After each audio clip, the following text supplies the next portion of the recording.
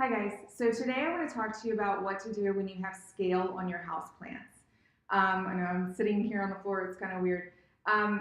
Scale, I never really knew what scale was until about a year ago, and when we moved to England, we got rid of all our plants and I bought some new ones, and I had a big problem with aphids over there, and then I came back and of course without plants and bought a bunch of house plants and outdoor plants for our new house, and I had an olive tree and this plant behind me that were just failing. They were doing awful. I couldn't figure out. I was moving them around to see if it was the sun. I was noticing a lot of leaf drop, and I realized that they both had scale, and they had come from different places. So they're far apart from each other. So I don't. Oh, the cat's gonna get in here.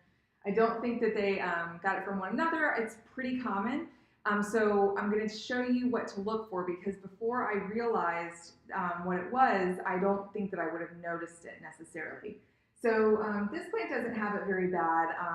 It has it right now. I just discovered it the other day. My olive tree was covered in it. I had never had an olive tree before. It was so infested that I thought that the bark was just bumpy. So scale is these tiny, tiny little insects. You don't see the babies, but the adults, once they mature, they attach onto the stems or leaves of the plant, and they just look like a little bump, and they're usually brown or tan, about the same color as your plant is, and they usually don't move. So you never see something crawling around your plant. It's just there. So if you're not looking for it, like this plant is very, very lightly infested, and it's actually difficult. I'm going to try to get a good picture and cut the video to show it. Very difficult to see it. So one way, if it's hard to see sometimes, you might wonder like how you know.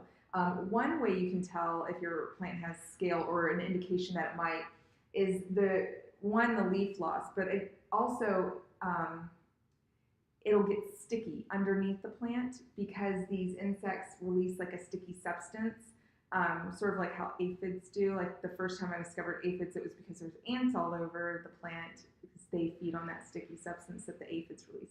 So this plant I realized because I was cleaning the floors, and the dust is just kind of stuck down here on the floor under the plant because the floors are sticky.